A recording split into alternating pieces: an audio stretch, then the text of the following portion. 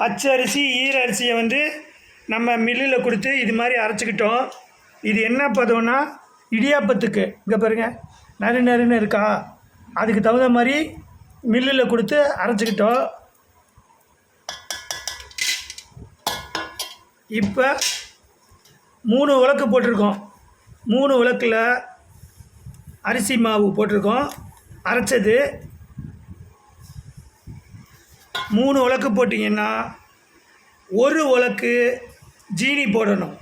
இதுதான் பதம், அளவு, அளவு. போட்டிங்களா?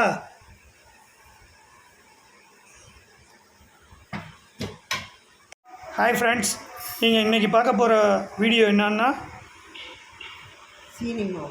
சீனி மாவு, அதாவது உருண்டை செய்கிறது எப்படின்னு தான். வாங்க வீடியோக்குள்ளே போகலாம்.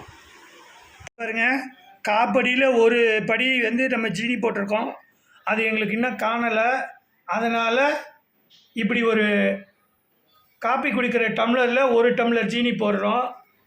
மாவு இன்னும் இந்த டம்ளரில் 2 டம்ளர் மாவு போட்டிருக்கோம்.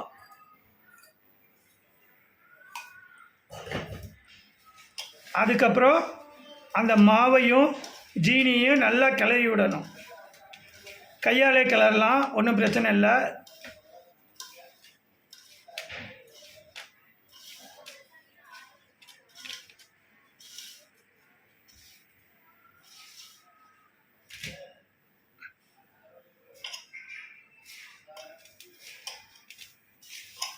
மாவை ஜீனி ரெண்டையும் வந்து நல்லா மிக்ஸ் பண்ணுற மாதிரி கையில் கிளறுங்க. அப்பப்போ வந்து மாவு கொஞ்சம் இதாக இருந்துச்சுன்னா உடச்சி விடணும் கையில், பார்த்தீங்களா? அது மாதிரி உடச்சி விடணும்.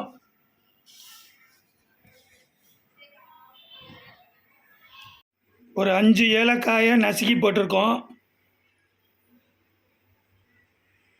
இதை பாருங்கள், நெய்,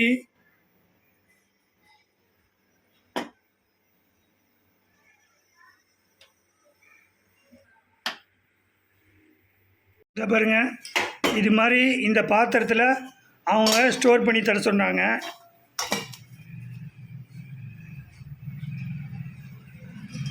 இந்த மாவை வந்து இந்த பாத்திரத்தில் நாங்கள் ஸ்டோர் பண்ணி அவங்கள்ட்ட கொடுத்துருவோம்.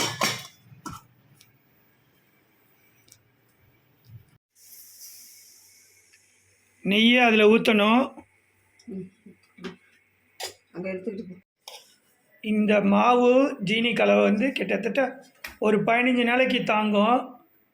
இது நாங்கள் வந்து ஒரு ஆர்டருக்காக செஞ்சுக்கிட்டு இருக்கோம். அது பாருங்கள், சூடான நெய்யை ஊற்றுனதுக்கப்புறம் மறுபடியும் ஒரு தடவை கிளறணும். அப்போ தான் அந்த நெய் வந்து மாவும் ஜீனியும் சேர்ந்து மிக்ஸ் ஆகிருக்குல்ல, அதோட இந்த நெய்யும் மிக்ஸ் ஆகும்.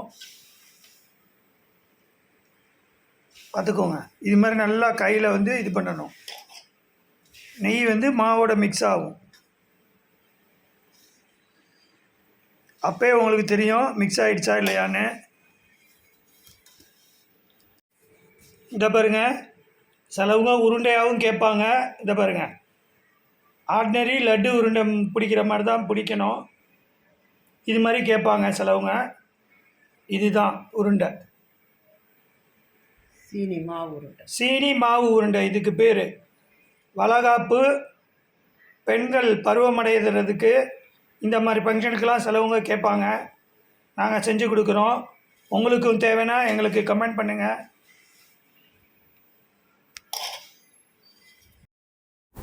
தொடர்ந்து என்னோடய ஹாய் கண்ணன் யூடியூப் சேனலை பாருங்கள், லைக் பண்ணுங்கள், ஷேர் பண்ணுங்கள், கமெண்ட் பண்ணுங்கள், சப்ஸ்கிரைப் பண்ணுங்கள்.